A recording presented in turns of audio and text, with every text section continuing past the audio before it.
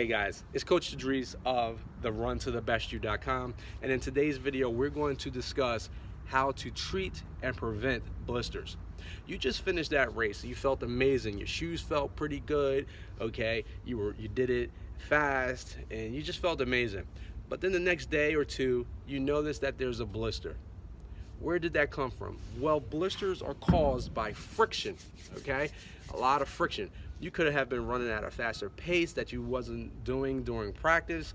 You can, maybe it's the heat and the moisture got in there and intensifying that friction some more. So the blister is brought on by that friction, causing the blood vessel to burst, allowing some fluids to get in under that skin, okay, and create a pocket of just fluid there. So some of the things again that can cause this blister is your shoes not fitting properly. Me personally, I get a blister right in the midsole of my foot, and I always tend to get it on my left foot. Why? Because another thing that causes blisters is perhaps you have a bunion. I broke my toe as a teenager and it caused a bunion there, and therefore when I get new shoes at times, it could cause that friction to go haywire and causing that blister. So what do you do about it? Okay, well, if it's a large blister, it can become painful to the touch. It can become irritated as you're walking about. So you can drain it, but you want to be careful by draining it. You can get a needle and sterilize that needle, put some alcohol on it, and create a small puncture on that blister. Taking your fingers, gently push. Okay, so let's say this is the blister and you poke that little hole there. You can gently push the fluid out.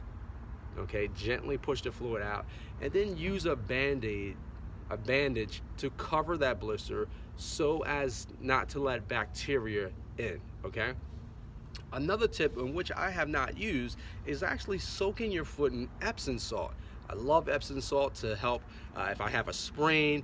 I use Epsom salt to put my foot in there with some rubbing alcohol, and it really brings the inflammation down. So I can see this tip being helpful, as it says that it drains the fluids just by soaking your foot in Epsom salt. I like that. I may try that someday. Now, what are some ways in which we can prevent blisters in the first place? Here's a couple of tips. Keep your feet moist. Use creams and lotions to maintain proper moisture. Okay, wear blister-free socks. Cotton socks may be light, however they hold fluid, so the synthetic socks will wick the moisture away from the skin. And what I like about this is also you want to be able to have socks, if you can get running socks in particular, that has an enforced toe and cushion on the heel. They are really good for not having that slippage, as it were. It seems like it has some grip on there when you have the reinforcements in the toe and in the heel. Okay, so you want to make sure that your shoes are a perfect fit. Try not to go to a box store for your sneakers. Go to a specialty running shop. In my local community, there's a place called the Sneaker Shop, and they are very knowledgeable.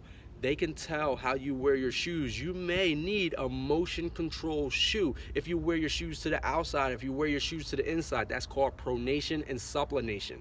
And you need the right shoe, the motion control shoe, to help with the roll over or roll inward. So it's very, very important to have the right fit. And a lot of times the box chain stores do not know that, which shoes are motion control and what is not. You would hate to get a shoe that is causing these issues. Okay, so another tip is you can wear 2 pairs of socks. All right, and again, lastly, they talk about using like Vaseline on your foot as well to keep them slick and help with that. There is also a thing called second skin. It's like a lamb. It's a bandage, but it's It's like made out of lambskin, and that's really good to cover your blister with as well, and help prevent that rubbing. So those are the tips on how to prevent blisters and how to treat one if you have one. Again, also, if you have a small one, you can just choose to leave it alone and it will go away. All right, so thanks for watching the video. Please visit runtothebestyou.com for more information, how you can sign up to a personalized training program, as well as our brand new beginners 5K online training program. Join our community and have a great time with us as we create memories every single day, every single year.